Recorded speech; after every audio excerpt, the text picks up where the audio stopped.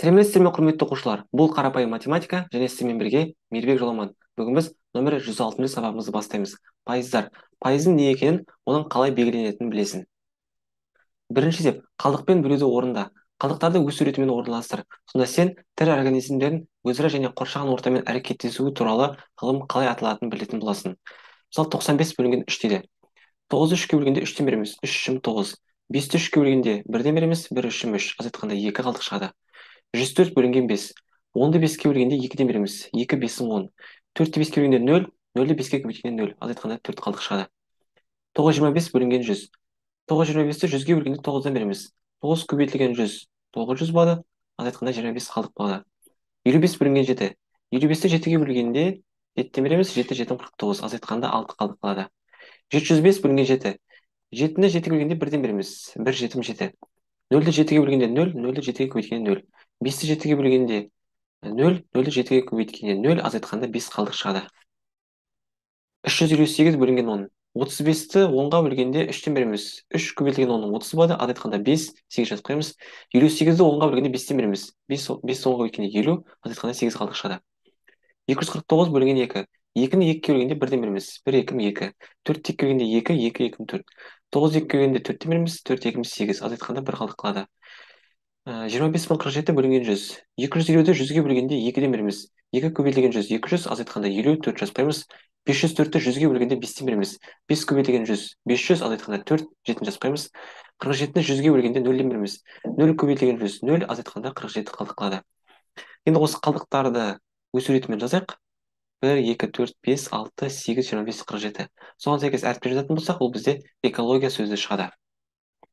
Есіне түсір, бөлшектің көмегімен екі натурал санды бөлу нәтижесін көрсетуге болады.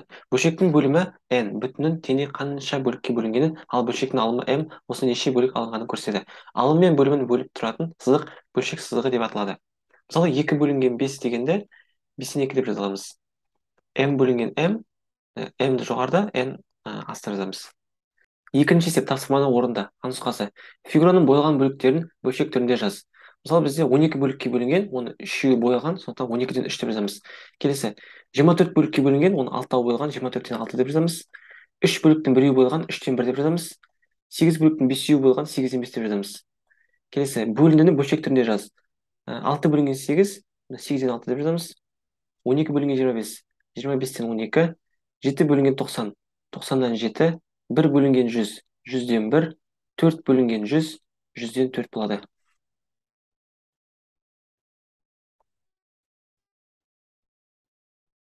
Есінде сақта, 100-ден 1 үлес өзінің айрықша арнайы пайыз атауына ие болды.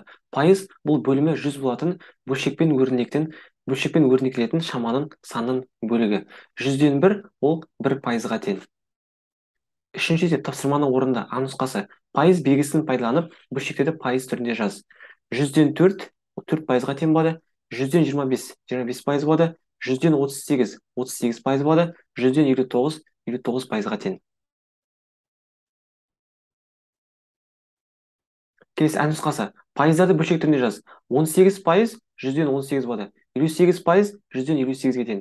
76 пайыз 100-ден 76. 99 пайыз 100-ден 99. Төртінші есеп, диаграммаға қара. Мұндағы қоршаған ортаны ластау көздерінің көрсеткіштерін бөлшек түрінде жаз. 46 пайыз 100-ден 46, 27 пайыз 100-ден 27, 7 пайыз 100-ден 7, 9 пайыз 100-ден 9, 4 пайыз 100-ден 4, 4 пайыз 100-ден 4, 3 пайыз 100-ден 3. Бесінші есеп, шамалар кестесіне қара. Үлгі бойынша пайыздың көмегімен жаз. 1 сантиметр ол 1 метрдің 1 пайызы. Себебі деген 1 метр 100 сантиметрге тең. Келесі, 1 миллиметр ол 1 дециметрдің 1 пайызы, және 1 килограмм 1 центнердің 1 пайызы. Алтыншы есепті шығар. Ара қашықтығы 25 км болатын екі қаладан бір уақытта екі автобус бірінен бірі қарама-қарсы екі бағытқа қарай жолға шықты. Бірінің жылдамдығы 80 км сағат, екіншісінің жылдамдығы 75 км сағат.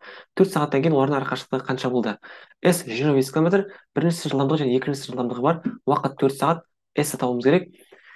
80-ге 75-ті қосамыз, 4-ке көбейтеміз. Ол бізде 620 км болады. Оған деген бастапқы ара қашықтықты қосамыз, сол кезде жауабы 345 км болады. Жауабы 4 сағаттан кейін олардың ара қашықтығы 345 км болды.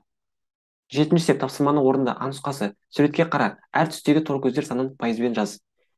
Мысалы қараңыздар, бізде 10 тор көз бар қабырғасы бойынша. Соны деген 10-ды 10-ға бөлгенде барлығы 100 тор көз шығады.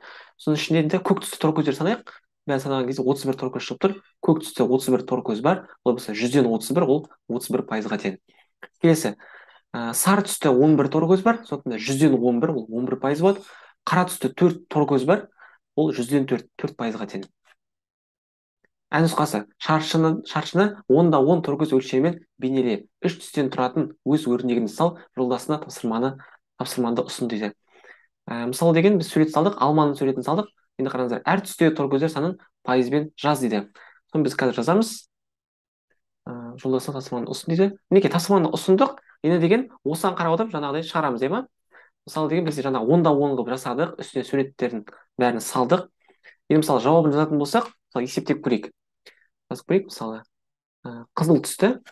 Қазір қызыл түсті алайық. 1, 2, 3, 4, 5, 6, 7, 8, 9, 10, 11, 12, 13, 14, 15, 16, 17, 18, 19, 20, 21, 22, 23.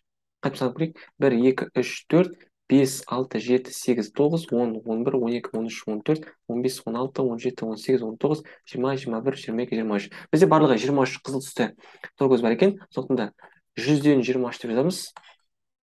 Бұл бізде 23 пайыз. Бұл бізде қызыл түсті.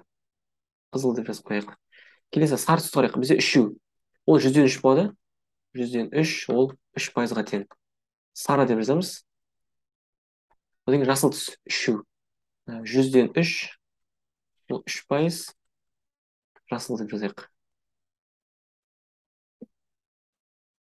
8-ші степ тапсырманы орында. Серік велосипед тепкенді ұнатады. Бұл экологиялық таза көлік. Велотұрақтарда ол коды бар құлыпты пайдаланады. Ол мынадай есеп құрастырды. Құлып 3, 2 және 4 сандарының көмегімен ашылады. Бұл 400-ден үлкен тақ сан екендігі белгілі. Осы санды ата. 400-ден үлкен сандар олар 423 пен 432. Ал тақ сан ол 423. Сондықтан жауабы 423 деп жазамыз. 9-ші степ тапсырманы орында. А нұсқасы бөлшектің көмегімен жаз. 1 минут, 25 минут, 59 минут 1 сағаттың қандай бөлігін құрайды? 1 минут ол 60-тан 1 сағат. Ал 25 минут ол 60-тан 25 сағат. Соны деген сағаттың жазу керек. 59 минут деген ол 60-тан 59 сағат болады. Келесі ән нұсқасы пайыз түрінде жаз. 1 сантиметр, 2 сантиметр, 9 сантиметр, 1 метрдің қандай бөлігін құрайды? 1 сантиметр деген ол 100-ден 1 метр болады. Одан кейін 2 сантиметр 100-ден 2 метр болады. 9 сантиметр 100-ден 9 метр. Одан кейін 1 килограмм, 25 килограмм, 87 килограмм 1 центнердің қандай бөлігін құрайды? 1 килограмм 100-ден 1 центнер, 25 килограмм 100-ден 25 центнер, 87 килограмм 100-ден 87 центнер. Осымен құрметті оқушылар, біздер бүгінгі сабағымызды аяқтаймыз. Сіздермен бірге болған Мейірбек Жоламан. Келесі сабақта кездескенше.